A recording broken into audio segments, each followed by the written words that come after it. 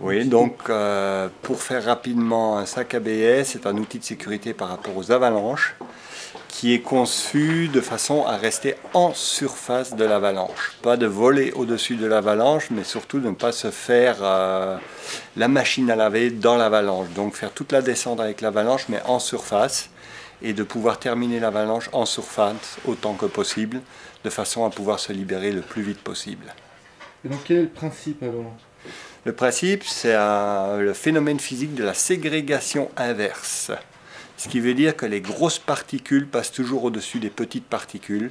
Donc les petits grains de neige passent sous notre corps et on remonte à la surface.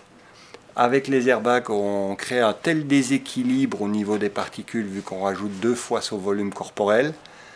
Donc à ce moment-là, la neige, c'est elle qui nous maintient à la surface. Et alors comment fonctionne le sac alors? C'est le principe? Le principe est assez simple.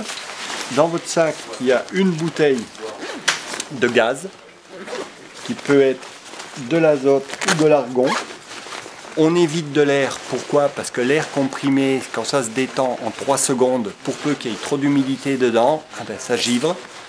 Voilà, donc ici, vous avez une bouteille remplie d'azote, 300 bars, 220 ml, qui elle va être percutée suite à une manette de commande, on va appeler ça comme ça, qui est ici, on va un peu démêler tout le nœud, qui vient se mettre là, en place.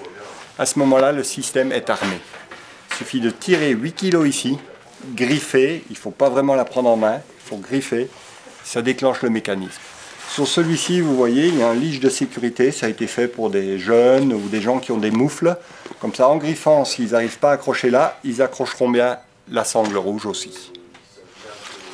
Après, l'axe de déclenchement est parallèle avec la bretelle. Ce qui veut dire que, même si dans la panique on reste accroché à sa bretelle, en descendant le long de la bretelle, on y arrive. Ça ne se confond pas. Il ne faut pas tirer à 90 degrés par rapport à la bretelle, ce qui serait impossible parce que dans la panique, on ne tirerait que sur la bretelle.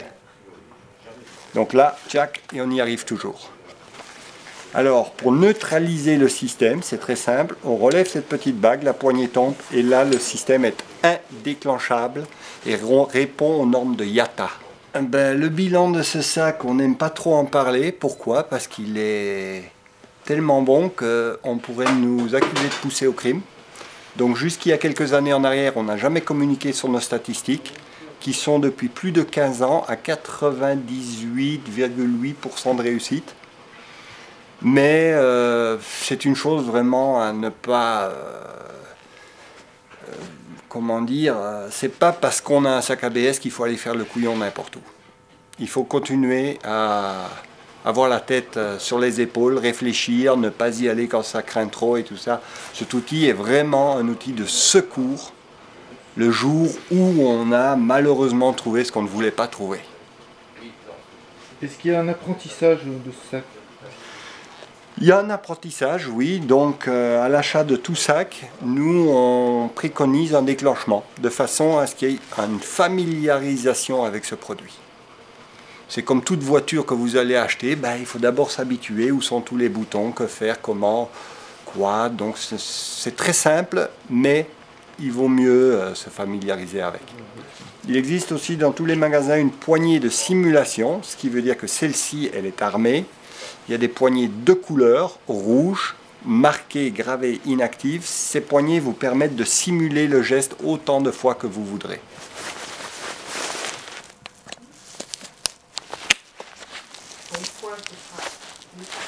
Comme ça, c'est verrouillé. Un doigt de jeu, comme ça, c'est actif. Là, tu peux déclencher. Si c'est réellement de la belle poudreuse, tu le mets carrément sous la bretelle, le velcro. Parce que dans de la belle poudreuse, ça ne va pas se déclencher de tout seul. Donc tu fais ça si tu penses que ça peut craindre, quoi, en fait? Non. Si ça peut craindre, tu vas pas, tu fais demi-tour et tu vas jouer ailleurs. D'accord. C'est pas parce qu'on a cet outil de sécurité, ça doit rester un outil de sécurité et non une arme pour aller faire des plus grosses conneries. D'accord. Donc dès qu'on prend une remontée mécanique où il y a du monde, On le voilà, déclenche. on l'enlève et là c'est sûr à 100% que ça ne partira pas.